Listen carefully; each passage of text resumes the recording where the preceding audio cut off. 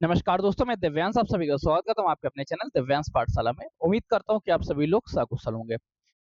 Polity की 1000 previous question series के साथ ही हम लोगों ने शुरू की स्टैटिक जीके के 1000 प्रीवियस ईयर क्वेश्चंस। 1000 क्वेश्चंस के अंतर्गत आपके वो सभी एग्जाम्स कवर हो जाएंगे जो हाल ही में होने वाले हैं। चाहे आप एसएससी की तैयारी कर रहे हो, चाहे आप उत्तर प्रदेश अधीनस्थ सेवा चयन आयोग के अंतर्गत किसी एग्जाम की तैयारी कर रहे हो, चाहे आपने रेलवे का फॉर्म भरा हो, या आपका उत्तर प्रदेश पुलिस में कोई एग्जाम लगा हो, या आपका कोई अदर स्टेट या सेंट्रल गवर्नमेंट का एग्जाम हो, हर एक एग्जाम की तैयारी आप इन 1000 क्वेश्चन सीरीज के साथ कर सकते हैं। तो चलिए, आज इसकी हमारी पहली क्लास है जिसमें केवल और केवल हम लोग 10 क्वेश्चंस की चर्चा करेंगे। क्वेश्चन की संख्या थोड़ी सी इसलिए कम रखी गई ताकि आप लोगों का रिस्पांस देखा जा सके कि कैसा रिस्पांस है। अगर आपका रिस्पांस बेटर आता है तो क्लासेस में क्वेश्चंस की संख्या और नंबर ऑफ ड्यूरेशंस भी बढ़ाई जाएंगी, वरना इसकी पीडीएफ तो आप लोगों को मिलेंगी। अब हमारी क्लास की सबसे ज्यादा इंपॉर्टेंट हिंट्स क्या रहती है? सबसे पहले तो डिटेल क्लासेस रहती हैं। डिटेल क्लासेस के साथ आप सभी लोगों को इसकी पीडीएफ मिलती है, पीडीएफ के साथ आप लोगों को इसकी क्विजेस देखने को मिलती हैं। क्विजेस कहाँ मिलती है, पीडीएफ कहाँ मिलती है? अगर इस तरह के कोई भी क्वेश्चंस आपके मन में आते हैं तो आप लोग कमेंट करके बताइएगा, ताकि आपको उन्हीं सभी क्वेश्चंस का सॉल्यूशन किया जाए। आज की क्वेश्चन रहेगी आर्ट एंड कल्चर के बारे में। आर्ट एंड कल्चर के 10 क्वेश्चंस होंगे, मोस्ट इंपॉर्टेंट है। केवल 10 नहीं, इसके हम लोगों ने क्वेश्चन आइडेंटिफाई किए हैं, लगभग 150 क्वेश्चन से ज्यादा हैं, पर आज की क्लास में केवल 150। अगर आपका रिस्पॉन्स अच्छा रहेगा तो इस रिस्पॉन्स को और अच्छे से आगे इंक्रीज किया जाएगा। प्रमुख त्योहार, उत्सव एवं मेला, ये हमारी हेडिंग रहेगी। क्लास स्टार्ट करते हैं। पहला क्वेश्चन हमने देखने को मिलता है, सूरज कुंड मेला, जिसे अंतरराष्ट्रीय शिल्प मेला भी कहा जाता है, किस राज्य में आयोजित किया जाता है? अब राज्य के नाम तो आपको दिए गए हैं, अगर आपका डायरेक्ट मन हो तो डायरेक्ट आप राज्य का नाम लगा सकते हैं, पर हम लोग पढ़ेंगे इसको डिटेल में। पहले अंतरराष्ट्रीय शिल्प मेला क्या होता है? वे मेला जो अंतरराष्ट्रीय स्तर पर कराया जाता है और शिल्प से संबंधित हो। नाम से कंफर्म, सूरज कुंड मेला को पकड़ो। सूरज कुंड मेला का थोड़ा सा हम लोग देखते हैं क्या है। सूरज कुंड मेला है क्या? ये वार्षिक मेला लगता है, मतलब साल में केवल एक बार ही लगता है। इसकी शुरुआत हुई थी 1987 से। सूरजकुंड मेला मेला जो था वो पहली भी बार कब लगा? 1987 में। वार्षिक मेला ये लगातार 15 दिनों तक चलता है, और इसमें होता है कि ग्रामीण संस्कृति का परिचय देखने को मिलता है कि किस प्रकार से ग्रामीण संस्कृति, किस प्रकार से ये कितनी उन्नत है, मतलब ग्रामीण संस्कृति का परिचय अपने को देखने को मिलता है। किस राज्य में? कंफर्म हो गया। कहाँ पे मनाया जाता है? ये फरीदाबाद में मनाया जाता है। अब आप लोगों को फरीदाबाद तो कंफर्म, ये क्या हो गया भाई, कोई एरर तो नहीं हुई मुझसे? देख लेता हूँ मैं, अगर कोई एरर हो, पहली बार मैं इस बोर्ड को ऑपरेट कर रहा हूँ। चलिए ठीक है। ये मनाया कहाँ जाता है? फरीदाबाद में। अब फरीदाबाद कहाँ पड़ता है? फरीदाबाद पड़ता है हरियाणा में। ठीक, पहला क्वेश्चन कंफर्म हुआ। फरीदाबाद हरियाणा में मनाया जाता है। सूरज कुंड मेला है क्या? वार्षिक मेला है। 1987 में इसका प्रारंभ होता है, लगातार 15 दिनों तक चलता है। ग्रामीण संस्कृति का परिचय देखने को मिलता है।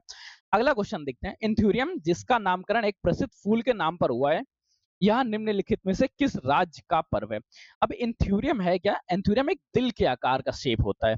ये जो ऐसा हम लोग दिल बनाते हैं, ये वाला दिल, इस दिल के आकार जो प्रेमी प्रेमिकाओं के लिए होता है, ये उस दिल आकार का एक फूल है। परंतु ये मनाया किस राज्य में जाता है? ये ध्यान रखिए, मिजोरम राज्य में मनाया जाता है। अब अगर अरुणाचल प्रदेश के बारे में चर्चा करते हैं, अरुणाचल प्रदेश के कुछ फेमस के बारे में चर्चा कर लेते हैं, जैसे लुई नाइंगनी, लुई नाइंगनी, ठीक है, और चोरा आऊ, ये दोनों बहुत ज्यादा फेमस हो जाते हैं। अगला क्वेश्चन हम लोग देखते हैं, या एक काम करते हैं, मणिपुर और देख लो। ठीक है, अगला क्वेश्चन में स्विच करते हैं, क्योंकि इससे ज्यादा क्वेश्चंस नहीं पूछे गए, केवल एक बार रेलवे के एग्जाम में ये आ गया था।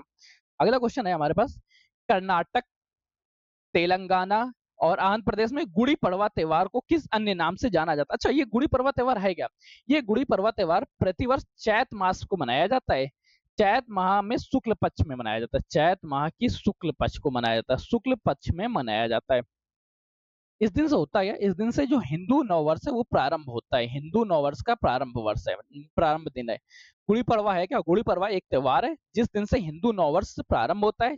चैत मास के शुक्ल पक्ष में इसको प्रारंभ किया मनाया जाता है। इसके अन्य नाम उगादि या युगादि नाम से भी इसको जानते हैं। अगला क्वेश्चन क्या है हमारे पास? अगला क्वेश्चन है, सोगात्सु निम्नलिखित में से किस देश का नव वर्ष त्योहार है? जो सुगात्सु है कि 1 जनवरी से लेकर 3 जनवरी तक मनाया जाता है। 1 जनवरी से लेकर 3 जनवरी तक मनाया जाता है, और ये जापान राज्य का राष्ट्रीय नववर्ष है, नववर्ष त्योहार है। ये नववर्ष त्योहार है कहाँ का? जापान राज्य का। मनाया कब से कब तक जाता है? 1 जनवरी से लेकर 3 जनवरी तक इसे मनाया जाता है। अगला क्वेश्चन देखते हैं, पंजाब और हरियाणा के लोग किसके अच्छे के लिए भगवान को धन्यवाद, अच्छी अच्छी, ठीक है, भगवान को धन्यवाद करने के लिए वैसाखी का त्योहार या वैसाखी मनाते हैं? ये याद रखिएगा, जो हरियाणा और पंजाब के लोग हैं, ये लोग अच्छी फसल की उपज की कामना करते हैं, अच्छी फसल जब हो जाती है उसके कारण। और ये मनाया कब जाता है? ये क्वेश्चन को जानने के लिए आपको थोड़ा सा डिटेल में देखना पड़ेगा। ये त्योहार का क्या नाम है? वैसाखी। वैसाखी एक, आपने मास का मन सुना होगा, वैसाख मास से। तो ये बैसाख मंथ में मनाया जाता है। मनाया कब जाता है? हिंदी वर्ष के, हिंदी पंचांग कैलेंडर के बैसाख माह में इसको मनाया जाता है। और ये होता है कि शीतकालीन फसल जब अच्छी उग जाती है तो उसकी खुशी में मनाया जाता है। शीतकालीन फसल के अच्छे होने की खुशी में मनाया जाता है। इसी दिन एक और है, गुरु गोविंद सिंह पंत जी द्वारा खालसा पंथ की नींव रखी गई थी। सन 1699 में गुरु गोविंद सिंह जी द्वारा गुरु गोविंद सिंह जी द्वारा खालसा पंथ की नींव रखी गई थी। ठीक है, खालसा पंथ की नींव रखी गई थी। तो इसका आप लोगों को कंप्लीट डिटेल मिल गया होगा कि किस लिए मनाया जाता है, कब मनाया जाता है, कैसे मनाया जाता है। अच्छे फसल के लिए मनाया जाता है, वैशाख माह में मनाया जाता है, शीतकालीन फसल अच्छी होती है इसलिए मनाया जाता है, अच्छी फसल के धन्यवाद के उपलक्ष्य में मनाया जाता है। और इसी दिन गुरु गोविंद सिंह जी द्वारा खालसा पंथ की नींव रखी गई थी सन 1699 में। अगला क्वेश्चन क्या पूछ रहा है? अगला क्वेश्चन हमसे ये पूछता है कि नौ कलेश्वर एक अनुष्ठान है जिसमें भगवान जगन्नाथ, बलभद्र, सुभद्रा और सुदर्शन की काष्ठ प्रतिमाओं का नियमित नवीनीकरण किया जाता है। नौ कलेश्वर रथ यात्रा का आयोजन कहाँ किया जाता है? पहले ये देखिए, नौ कलेवर नाम से क्या हुआ? नौ कलेवर नाम से पता चला कि नया शरीर प्रदान करना, नया शरीर। अब नया शरीर किनको मिल रहा है? जगन्नाथ, भगवान बलदेव, सुभद्रा व सुदर्शन।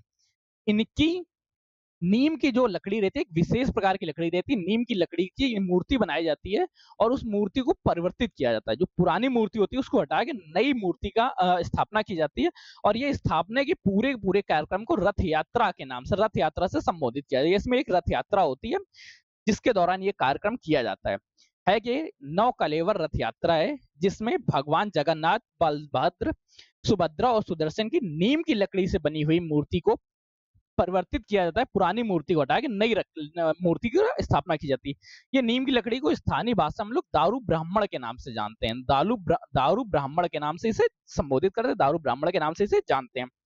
डिटेल कंफर्म हुई?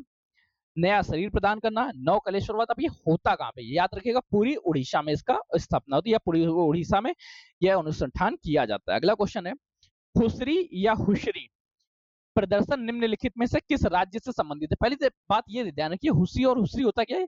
ये हमारे यहाँ पे बिहू नाम का लोक नृत्य होता है। बिहू लोक नृत्य के दौरान बहुत सारे लोग करते क्या है, जितने युवा होते हैं, यंग मेल और फीमेल्स मिलते हैं और ये लोग ढोल बजाते हैं, पेपा बजाते हैं और एवं गगन नाब ताल बजाते हुए गीत गाते हुए चलते हैं। तो ये इस पूरी की पूरी संगठन को, इस पूरी जो संगठन क्रिएट होता है यंग मेल फीमेल्स का, जिसमें ढोल, पेपा, गगन नाब ताल, संगीत, गीत इत्यादि हो रहे होते हैं, उसको हुसरी या हुसरी नाम से कहते हैं। अब ये बिहू कहाँ से होता है? जहाँ पे होता है वहीं पे आप लोग नाम याद रखिए, ये असम राज्य में होता है। अगला के बारे में चर्चा करते हैं। नेक्स्ट क्वेश्चन देखते हैं, क्वेश्चन क्या पूछ रहा है? नेक्स्ट क्वेश्चन हमसे पूछता है, अरुणाचल प्रदेश में अत्यंत लोकप्रिय लोसर त्योहार मुख्य रूप से किस जनजाति द्वारा मनाया जाता है? अब लोसर त्योहार है क्या, ये याद रखिए। लोसर त्योहार जो है ये तिब्बती नववर्ष है, तिब्बती नववर्ष। अभी तक हम लोगों ने कौन कौन से नववर्ष पढ़े, आप लोग उस बारे में थोड़ा सा डिटेल करिए। एक हम लोगों ने पढ़ा था सोगात्सु, ठीक है, 1 से 3 जनवरी मनाया जाता है, जापान का नया वर्ष था, याद आ गया। एक हम लोगों ने पढ़ा गुड़ी पड़वा, गुड़ी पड़वा है कि चैत मास शुक्ल पक्ष में मनाया जाता है, हिंदू धर्म का नववर्ष। लोसर जो है वो तिब्बती नववर्ष है। जब तिब्बती नववर्ष है तो मुख्य तौर पे किसके द्वारा मनाया जाएगा? तिब्बती बौद्ध धर्म द्वारा, तिब्बती बौद्ध धर्म द्वारा इसको मनाया जाता है। और ये क्षेत्र कौन सा रहेगा? आपका एक तिब्बत का क्षेत्र, आपका जो मुख्य क्षेत्र रहेंगे तिब्बती क्षेत्र रहेंगे। मनाया किसके द्वारा जाता है? जनजाति द्वारा, अप्तानी जनजाति द्वारा इसको मनाया जाता है। अगला क्वेश्चन देखते हैं, भारत में किस राज्य में मकर संक्रांति को पौष की संक्रांति या पौष की संक्रांति के रूप में मनाया जाता है? अब देखिए, मकर संक्रांति को 14 से 15 जनवरी के मध्य से मनाया जाता है, 14-15 जनवरी को ये पड़ती है। और इसका एक अन्य नाम है जो बहुत ज्यादा फेमस और बहुत ज्यादा पूछा भी जाता है, इसका अन्य नाम है खिचड़ी नाम से भी जानते हैं। और ये मुख्य तौर पर मनाया कहा जाता है, याद रखिए, मुख्य तौर पर पश्चिम बंगाल में मनाया जाता है। और पश्चिम बंगाल के साथ ये उत्तर प्रदेश, उत्तराखंड और बिहार राज्य में बहुत ज्यादा मनाया जाता है। पश्चिम बंगाल में इसको पौष की संक्रांति नाम से जानते हैं और मकर संक्रांति के नाम से यूपी, उत्तराखंड और बिहार राज्य क्षेत्र में मनाया जाता है। कुछ हद तक ये एमपी क्षेत्र में भी उपस्थित रहता है। अगला क्वेश्चन देखते हैं, ये आज का हमारा लास्ट क्वेश्चन होगा।